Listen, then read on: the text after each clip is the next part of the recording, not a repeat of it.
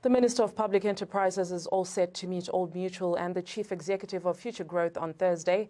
The government has reiterated that the decision of Futuregrowth to withdraw from SOEs was made without consulting them. Backing both Eskom and Transnet, the government says the SOEs have not defaulted on payment of loans or any other credit facilities. The meeting naturally is what should have happened in the first place before Futuregrowth made the unfortunate announcement that it did last week. Old Mutual, which is the holding company or the controlling shareholder of Futuregrowth Asset Management, they should have done more than just to distance themselves from the statement issued by Futuregrowth. There has been no default or a risk of default from these state-owned companies.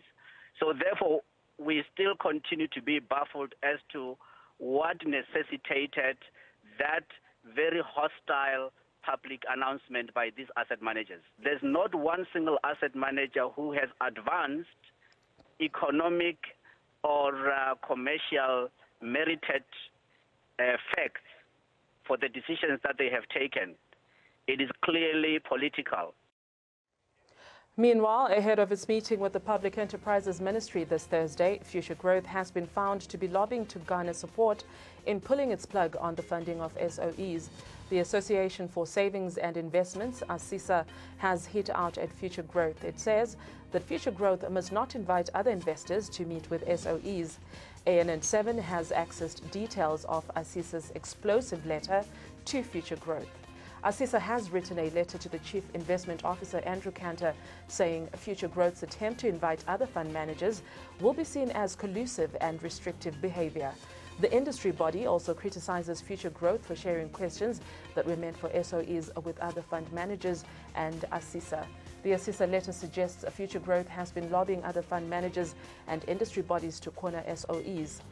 The Public Enterprises Ministry has taken note of the letter, and it says the government is committed to engaging all affected parties in the discussion.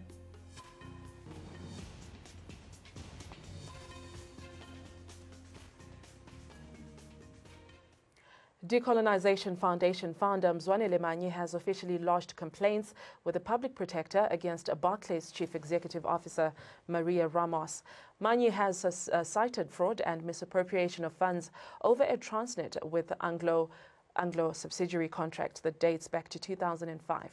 Manyi alleges that Ramos, who was Transnet's group chief executive at the time, signed a contract that is fraught with irregularities.